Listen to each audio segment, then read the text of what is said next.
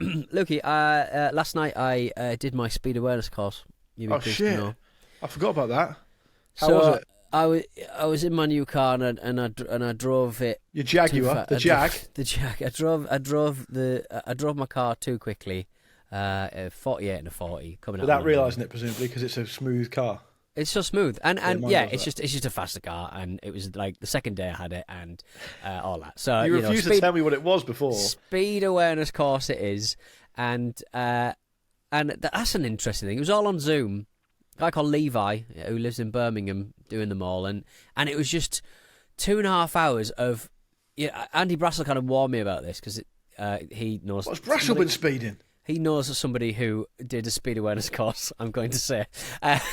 Brassel, really? Brassel's like so chill.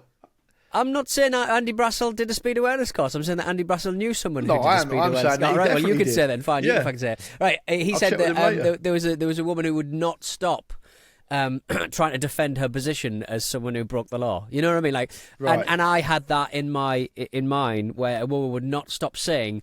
Well, I don't know why I'm here because I just shut up. Oh, get off. Just Look, say we're all here for a fucking reason. We're all here for a fucking just Get on with fucking it. shut up and get on with it. Yeah. And then a bloke told everyone that he'd killed a man with his train. I was like, Oh, you being serious? it's like it was almost like a boast. I was What like, opportunity has he got to say that? well, it's all about safety and don't kill people with your car and all that stuff, all that good stuff. What's the train got it's to all do with very it? necessary. But he said, how would you feel if you did? He went, I've killed a man with my Fucking hell, really? I'm You like, shouldn't laugh, but that whoa. is crazy. No, it's wild, isn't it? But What- he drives a what bus was now, it? so watch this space. What was what was his kind of what was his vibe? What was he? How was he saying it? Well, he was kind of he'd got his lighting all wrong on his Zoom call. Well, that's annoyed you, and hasn't it? He was backlit, so he could be doing anything. To be honest, he looked like the smoking man in the X-Files. Yeah. He's just kind of never really seen properly. But just awful. Just Wasn't there a awful. bloke wasn't there a bloke during COVID who lost his job because he got caught having a tug on a Zoom meeting? Oh, that must happen so often. What are you doing? I mean, Jesus, I just Do you reckon they do it on purpose for the danger? nah for the danger. I don't do that many. I don't do as many Zoom calls. I do a lot of Riversides. Do a lot of podcast recordings. You never know what I'm up to. Oh, my camera's gone down. I'm just doing something I else. think really, to be honest, Pete, by now, if you don't mind me saying, I've made my peace with what the things you do. To be perfectly honest.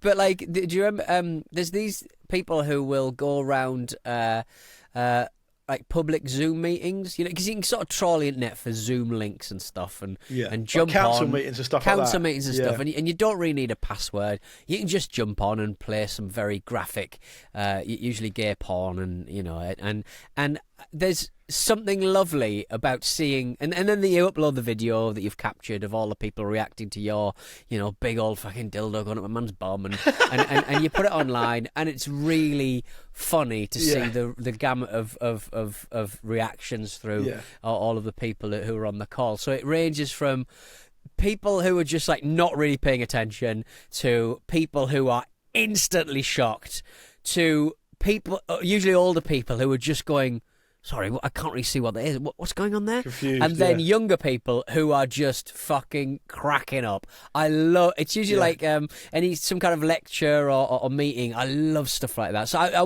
in summary, I would have loved my speed awareness course to incorporate. Why didn't you do something like that, you Why coward? didn't I do something like that? Seriously, if you did do that, if you kind of just completely so you turned up and you said, "Look, I've got to be here because I've been told I've got to. I'm here now."